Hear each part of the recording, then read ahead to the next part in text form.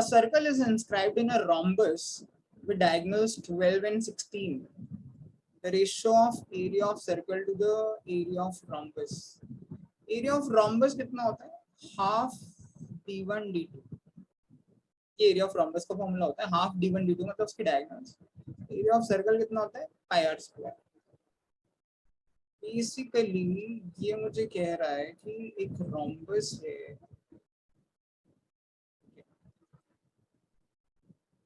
इसके अंदर एक सर्कल इंस्क्राइब्ड है. क्या मैं इसमें सर्कल बना पाऊंगा? बड़ा चैलेंज है, ट्राई करने में क्या जा रहा है. चलो कुछ कुछ सर्कल जैसा सा लग रहा है. Let's try. ये ए बी सी डी,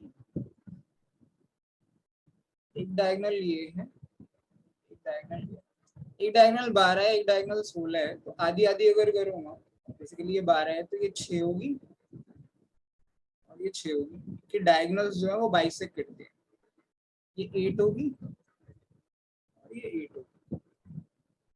एक चीज और आपको पता चल होनी चाहिए कि रोम्बस में डायगोनल्स हमेशा राइट एंगल पर बाइसेक्ट करते हैं. तो ए अगर ये मान लो ओ पे बाइसेक्ट कर रहे हैं, ठीक है, तो ये जो 6 है ये 8 है, then this AD will be 10. ऐसा कैसे? ये पाइथागोरस थ्योरम से है, ट्रिपलेट्स होते हैं ना 3 4 5, ऐसे इसके मल्टीपल यानी 6 से 10 भी ट्रिपलेट होंगे.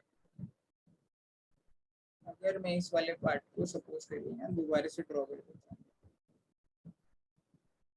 ए है, ओ है, ये डी है, ये 6 है, 8 है, ये 10 होगा, ये राइट एंगल ट्रायंगल है.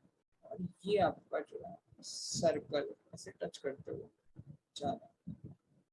अगर सर्कल का रेडियस निकालना है तो सपोज करिए मैं इसको मीट करूं,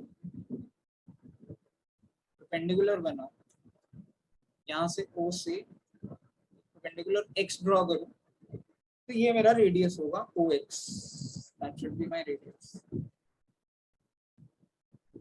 यहाँ से देखिए, I draw this perpendicular, then that this is my x, this is my radius.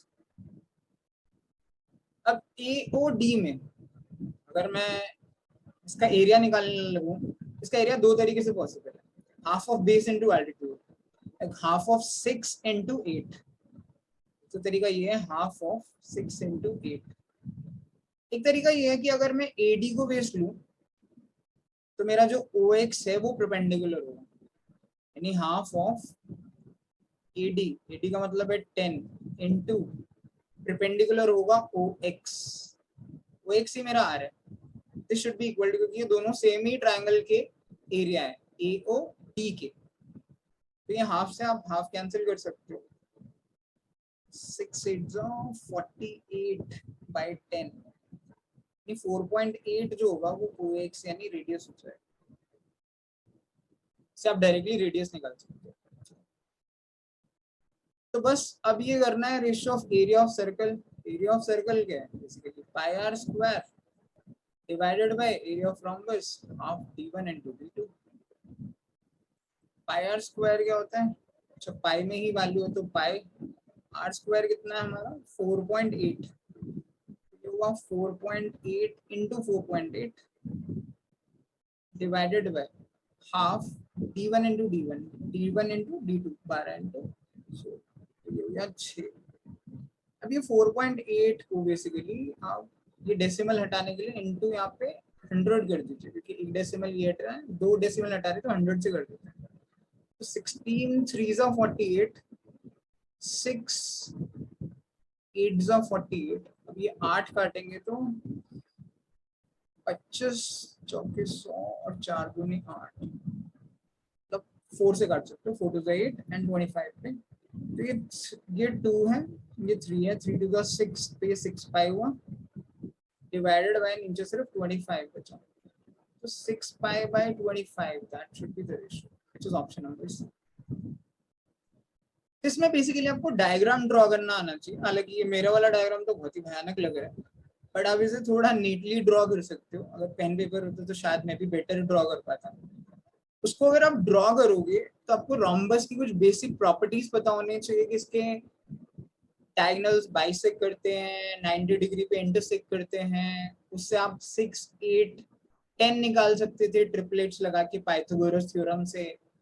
उससे आपको रेडियस निकालना था, तो ये एक बहुत ही कॉमन कॉन्सेप्ट है किसी भी राइट एंगल ट्राइंगल में, कि अगर आप किसी भी राइट एंगल ट्राइंगल का एरिया निकालना चाहते हैं, मान लीजिए आपको ये साइड निकालनी है, ये 6 है, ये 8 है, ये 10 है, और आपको ये वाली आर सपोज करो निकालनी है।